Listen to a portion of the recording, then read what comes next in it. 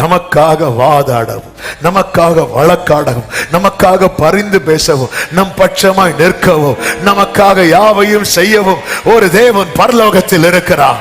அத்தனை நண்பர்கள் யோபு மேல குற்றத்தை வைக்கும் போது, ஏன் கட்டின மனைவி கூட யோபுவின் மேல விரல் நீட்டும் போது அவர் மட்டும் என் தாசன் என்று விட்டு கொடுக்காமல் தாங்கி வந்ததும் அல்லாமல் அவனுடைய முன்னிலைமையை பார்க்கலும் அவனுடைய பின்னிலைமை ஆசீர்வாதமாய் இருக்க வேண்டும் என்பதற்காக அவன் சிறையிருப்பை திருப்பி சத்ருவுக்கு வெட்கத்தை ஒடுத்து வைத்து யார் யார் கேள்வி எழுப்பினார்களோ அவர்களுடைய வாழ்வுக்காக இவனை செபிக்க வைத்து glory அறியாம இன்னைக்கு நடக்கிற சில சூழ்நிலையை வச்சு நம்ம எதுவும் பேசக்கூடாது.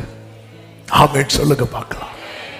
இயேசு கிறிஸ்து பெத்தானியாவிலிருந்து செய்தி வருகிறது. என்ன செய்தி? லாசரு, சிநேகிதன் லாசரு வியாதியா இருக்கிறான்.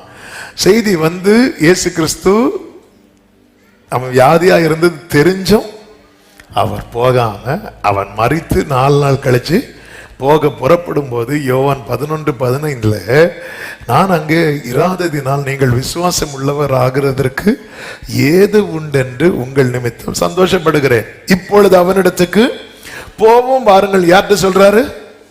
சீஷர்கள்ட்ட. அப்படி சொல்லும் போது நம்ம ஊருக்கு ஒருத்தர் வந்தாரு. யாரு? தோமா. அவர் என்ன தெரியுமா சொன்னாரு? அவரோட கூட மரிக்கும்படி நாமும் போவோம். அவர் மனசுல என்ன இருக்குன்னு நினைக்கிறீங்க? 8வது வசனத்தை பாருங்கள்.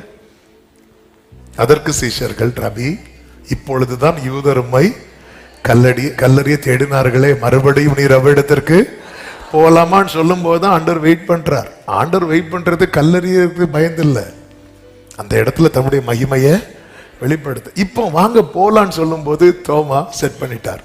பேதுரு கல்லறியும் போது இப்படி வச்சிடணும். அப்போ முதல் கல்லே மூஞ்சில விழுந்தா நல்லா இருக்காது பார்க்க. நம்ம மீதியெல்லாம் எழி விழுந்து செத்து கிடக்கும் போது டீசெண்டா கிடப்போம். அவரோடு கூட மரிக்கும்படி நாமும் போவார். உண்மையிலே அவர் கூட சாகணும்னு போனதா? இல்ல, வேற வழி இல்லை. அப்படின்னா கெத்செமனி தோட்டத்தில் என்ன இருக்கக்கூடாது? ஓடி இருக்கக்கூடாது.